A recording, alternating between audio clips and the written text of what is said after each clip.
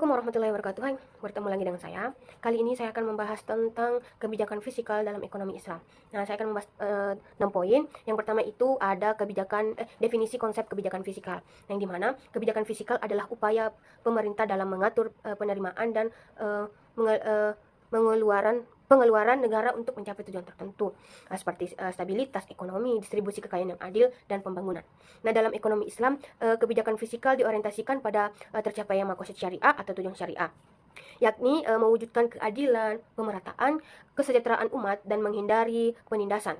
Sumber penerimaan negara meliputi seperti zakat, kharaj, jizyah, dan sumber hara lainnya. Sementara pengeluaran diarahkan untuk kemaslahatan umum atau kemaslahatan amanah. Pembahasan yang kedua yaitu kebijakan fiskal masa Rasulullah. Pada masa Rasulullah Shallallahu Alaihi Wasallam, kebijakan fiskal bersifat sederhana karena struktur negara juga masih sederhana. Sumber utama penerimaan adalah zakat atau untuk kaum muslim dan jizyah untuk non-muslim. Dana ini dikelola Baitul Mal untuk mendanai kebutuhan umat seperti fakir miskin, pembangunan infrastruktur, dan pembiayaan pertahanan. Rasulullah menekankan pentingnya distribusi kekayaan secara adil dan cepat tanpa menumpuk harta di Baitul Mal. Adapun pembahasan yang ketiga yaitu kebijakan fiskal di masa Khulafaur Rasyidin. Nah, pada masa Khulafaur Rasyidin, kebijakan fiskal melalui perkembangan seiringnya meluasnya wilayah Islam. Umar bin Khattab misalnya mendirikan administrasi keuangan negara secara sistematik.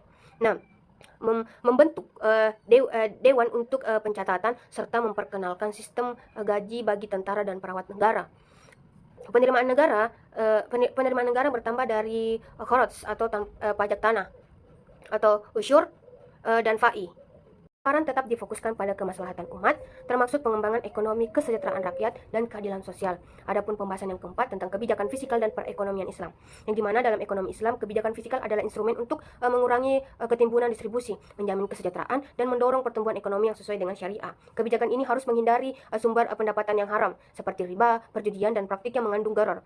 Peran zakat, infak, sedekah, kharaj, jizyah, dan wakaf menjadi pusat fiskal Islam. Negara harus mengutamakan pengeluaran untuk memenuhi kebutuhan dasar rakyat, menjaga stabilitas harga, serta memelihara keadilan distribusi. Adapun pembahasan yang kelima yaitu kebijakan fiskal dalam aliran ekonomi modern. Dalam ekonomi modern, kebijakan fiskal dilihat sebagai alat untuk stabilitas ekonomi makro, mengatasi siklus ekonomi, serta memengaruhi permintaan agregatif. Nah, aliran Keynes misalnya menekankan pentingnya belanja pemerintah untuk mendorong pertumbuhan saat resesi. Sementara itu aliran klasik lebih menekankan pasar yang efisiensi dan peran. Nah, sementara itu aliran klasik lebih menekankan pasar yang efisiensi dan peran minimal pemerintah. Namun ekonomi modern seringkali abai terhadap aspek moral dan distribusi kekayaan yang adil, sehingga berbeda dari konsep Islam. Nah, adapun pembahasan terakhir itu adalah formulasi kebijakan fiskal Islami di era modern, yang dimana formulasi kebijakan fiskal Islam modern menurut integrasi prinsip syariah dengan praktik fiskal kontemporer, yang dimana optimalisasi sumber pendapatan yang halal seperti zakat dan wakaf produksi dan pajak Islam jika diperlukan. Adapun pengelolaan Baitul Mal atau lembaga fiskal Islam yang profesional dan transparansi. Adapun prioritas pengeluaran untuk menghapus kemiskinan dan mengembangkan pendidikan, kesehatan, dan infrastruktur, serta menjamin keadilan sosial. Adapun pemanfaatan instrumen modern, misalnya sukuk negara syariah untuk pembiayaan pembangunan tanpa adanya riba. Dan terakhir itu ada penekanan pada redistribusi kekayaan, stabilitas ekonomi, dan pembangunan berkelanjutan yang berbasis nilai-nilai Islam. Nah, itu saja dari saya. See you next time. Bye-bye.